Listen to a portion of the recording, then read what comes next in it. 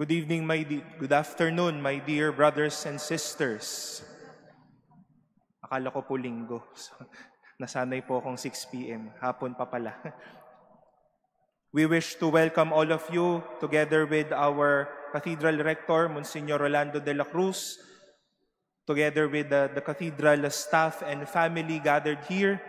We wish to welcome you to our Mother Church, the Minor Basilica of the Immaculate Conception, as we celebrate a beautiful feast of our Holy Church, the feast of the Nativity of the Blessed Virgin Mary.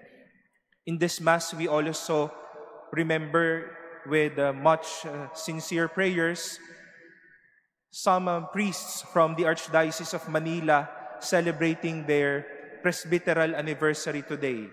September 8, 24 years ago, Fathers Jason Laguerta, Father Godwin Tatlonghari, and Father Nolan Ke were ordained here. And 19 years ago, your favorite, our favorite, Reverend Father Reginald Malikdem was also ordained on this day in this cathedral. So may I ask you to join us, their brother priests, in praying for them. My dear brothers and sisters, there was an event in the life of Jesus, particularly during the Last Supper, as he was slowly revealing himself about the truths of his passion, when he told his disciples these words: "But woe to that man by whom the Son of Man is betrayed. It would be better for that man if he had never been born." Tatagalogin ko po para medyo may sakit ng onte. Sa aba ng taong iyan na magkakanulo sa anak ng tao, mabuti pang hindi na lang ipinanganak ang taong iyan. There came a time in the life of Jesus that he was a victim of people, living people, betraying, turning their back to him, and hating him. To sum it up, he was a victim of people trying to make his life worse and even unhappy. My dear friends, our celebration this day, the feast of the Nativity of the Blessed Virgin Mary, is a great example and a great opposite to what Judas did to Jesus and to what people during the time of Jesus did to him. When at the brink of ministry, people's eyes were so attuned to test and try him and to make his life miserable and unhappy. But the birth of Mary, her birth to this world, is but a message to all of us.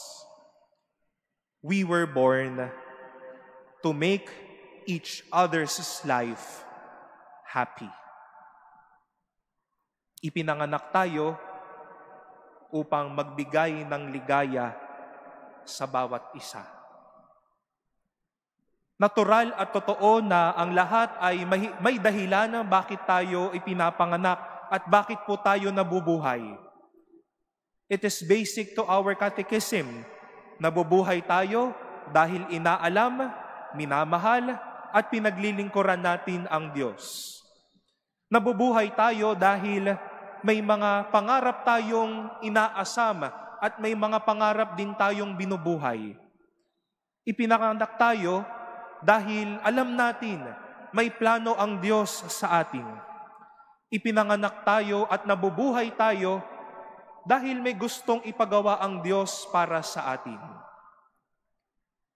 You may have had reasons why we thank God and why we were born and why we are living with love our todays, our present, and our now.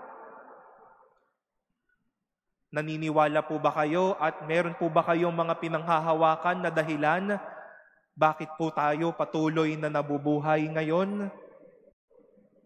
Meron po ba dito na nagbe-birthday ngayon? Meron po ba?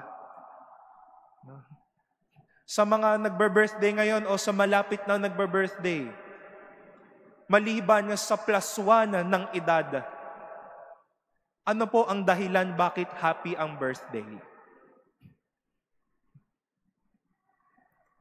But my dear brothers and sisters, there is a sad reality after all these thoughts.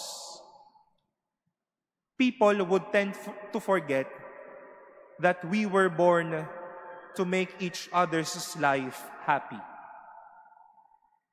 Madami pong mga tao na ang ginugugulo sa buhay ay para magpaasa ng tao. Madaming nabubuhay ngayon para hindi to pa rin yung kanilang mga sinumpa at kanilang mga sinasabi. Madaming nabubuhay ngayon at nagsasayang ng oras para manira at manakit. Many are living their lives disappointing and breaking the hearts of people. Many are living just to haunt people and to set aside people.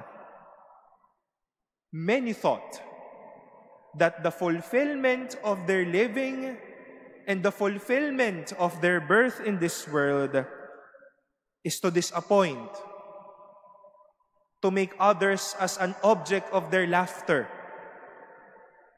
and to make lives miserable and happy. But no, we were born to make each other's life happy. And even if life tells us to carry necessary crosses and pain, we were born or we are here to help each other achieve that happiness. Kung ako man po at kung tayo man po yung aking mga sinabi kanina, Mary, the nativity of the Blessed Virgin Mary is a great reminder. When she was born, she brought happiness to the lives of people.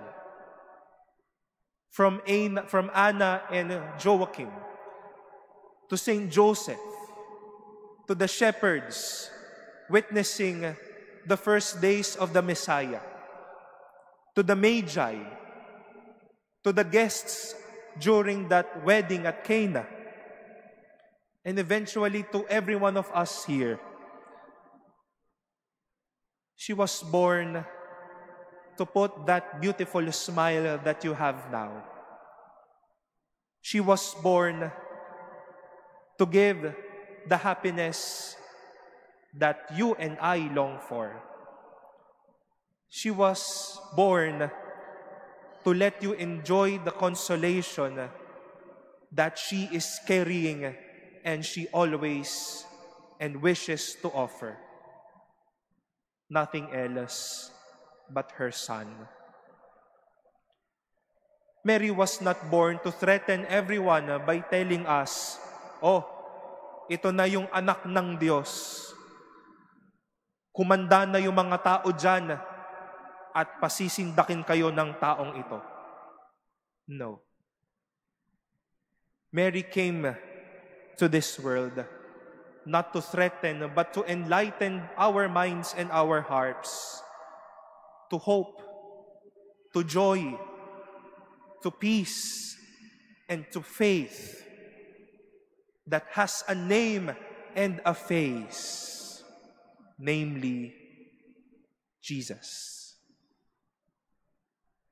I know that this September 8th is nearing its end. But we have a lot of days to reflect and look at the birth of the Virgin Mary. An antiphon for her birthday was written with these words: "Your birth, O Virgin Mother of God, proclaims joy to the world." Mary was born to make our lives happy because of our happiness, Jesus. If we are reflecting why we are in this world, why are we living in this world, why are we here after all the seeming demands and even the many frustrations here and then?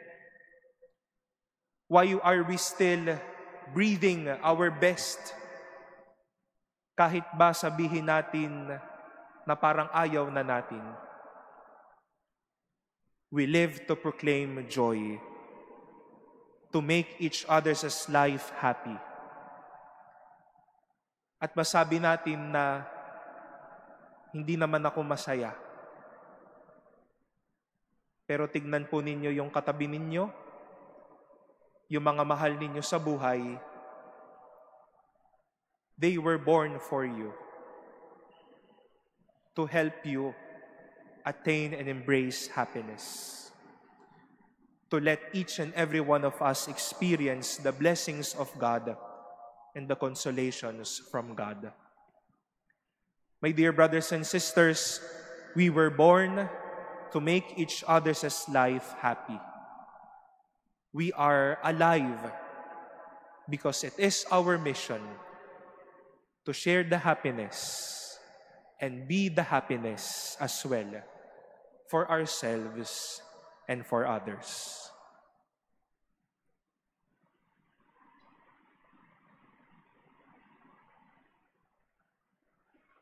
Please all stand.